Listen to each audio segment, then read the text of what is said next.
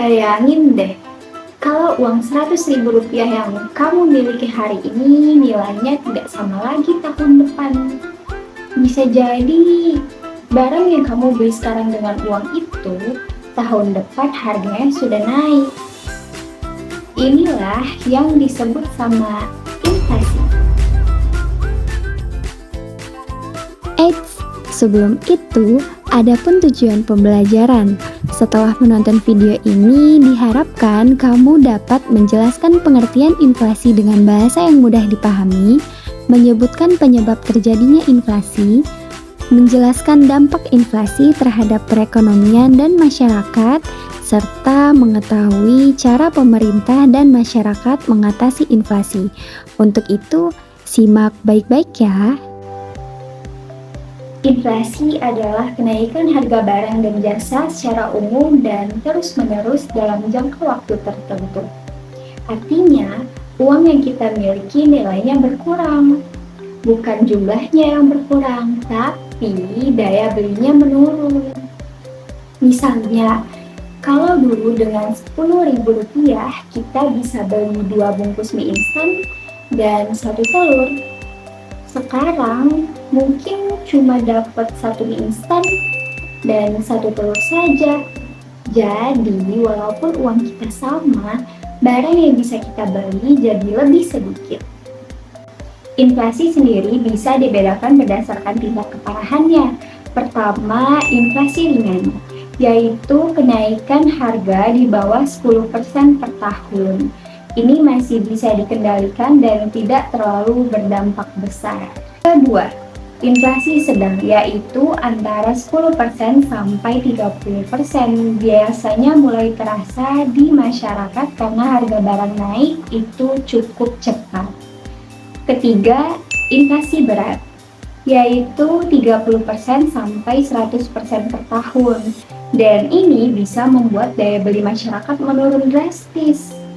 Dan yang terakhir adalah hiperinflasi, lebih dari 100% per tahun, bahkan bisa ribuan persen, seperti yang pernah dialami oleh Jerman setelah Perang Dunia atau Venezuela beberapa tahun lalu.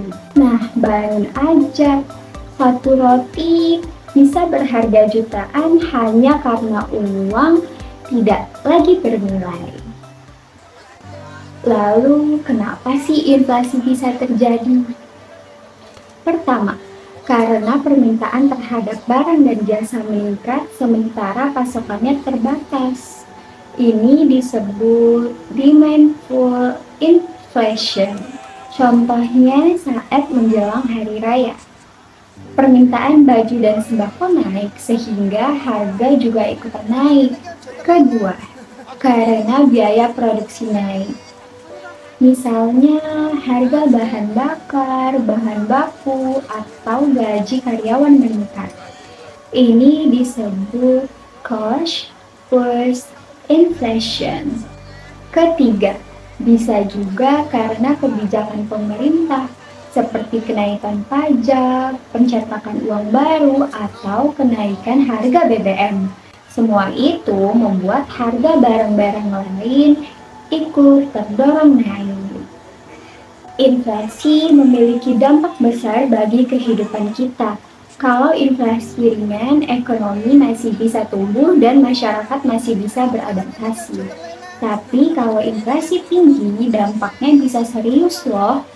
Harga bahan pokok naik, biaya transportasi meningkat, tabungan jadi kurang bernilai, bahkan bisa memicu pengangguran karena perusahaan kesulitan membayar biaya produksi.